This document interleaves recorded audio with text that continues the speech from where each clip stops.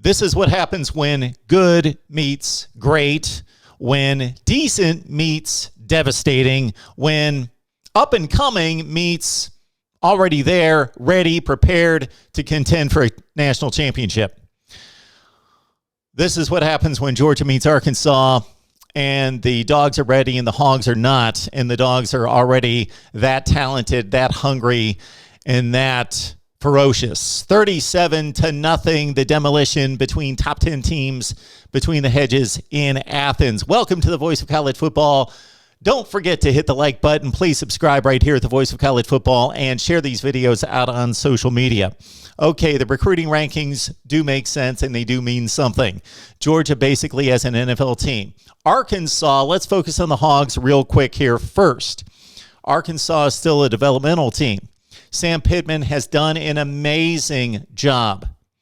He has taken basically the bulk of the roster, which was recruited and signed by Chad Morris, which lost 16 consecutive games, 0-8, 0-8 in the SEC back-to-back years, that was losing to the likes of Colorado State, Western Kentucky, North Texas, those teams, and made them respectable last year, has taken another giant leap this year in defeating teams like Texas and Texas A&M.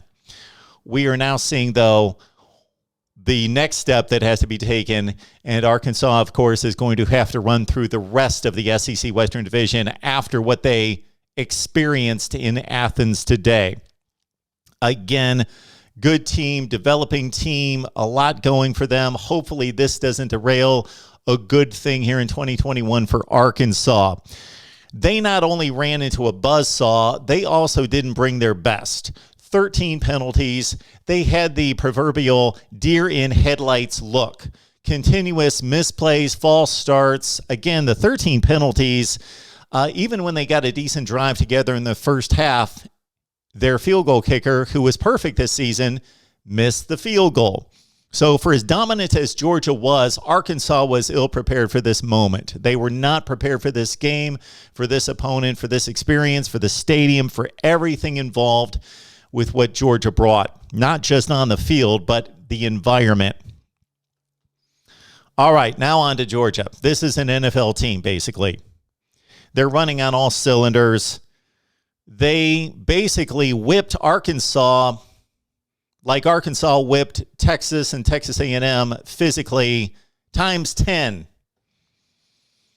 Defensively, I have talked about the great defenses in college football this season. Who has impressed me? Penn State, Alabama at times, Wisconsin, despite their record, and other teams across the nation. Clemson, despite their record.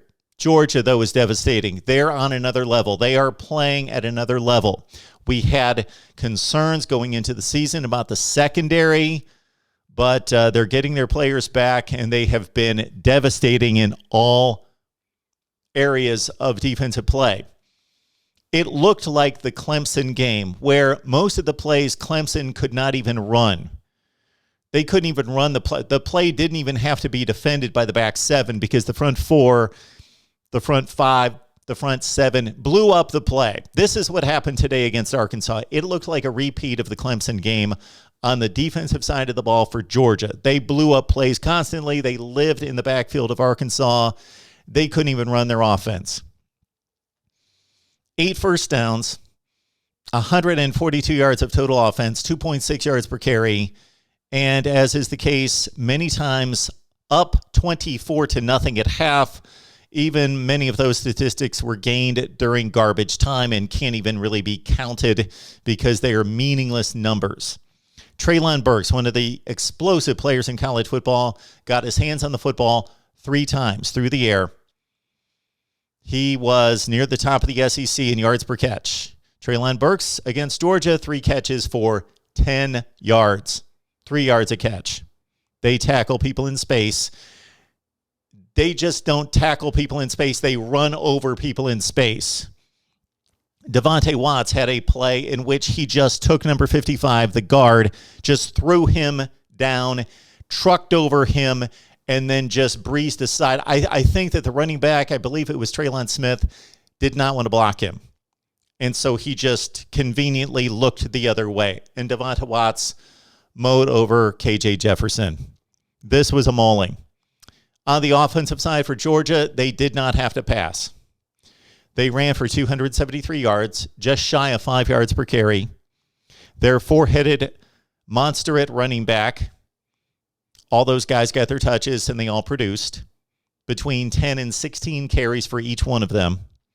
Stetson Bennett got the start.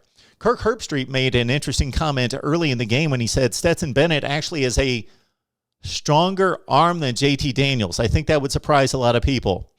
Stetson Bennett was not in a bad situation today. He played with a lead. He played with a devastating ground attack. He played with a defense that wasn't going to give up a point even if they were still playing right now or tomorrow or next week. Stetson Bennett went 7 for 11 on the day for 72 yards.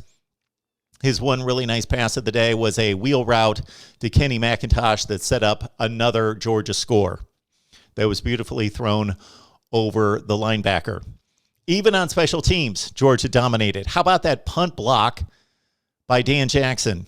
Dan Jackson was not one of the primary defenders across the front or on the edge that you would have thought would have been a contender to block the punt. Georgia had nobody on the line, on the left side of the line. Looking at it from the offensive standpoint, Dan Jackson was playing back. He found the gap. He rushed and blocked the punt. Zamir White recovered it. That was a beautiful punt block, a beautiful scheme by Kirby Smart and his special teams coordinator. Georgia dominates Arkansas. They win 37-0. All right, the next three games for most teams would be pretty daunting. A trip to Auburn, then Kentucky, then Florida, neutral site game, of course, in Jacksonville. But for this Georgia team, Auburn's too limited. They have not played that well. They should have lost to Georgia State last week. They lost to Penn State already.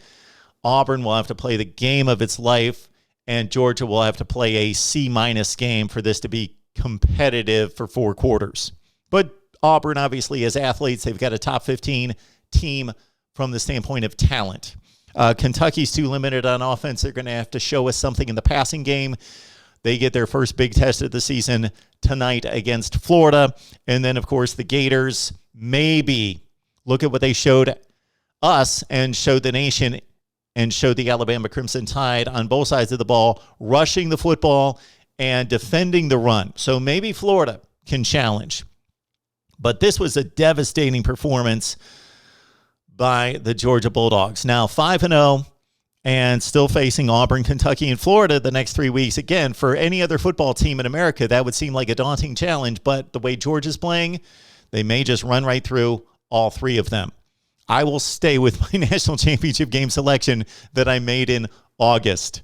All right. Your thoughts about the Georgia Bulldogs, the SEC race, and the national title contention across the board right here at the Voice of College Football. We will see you next time.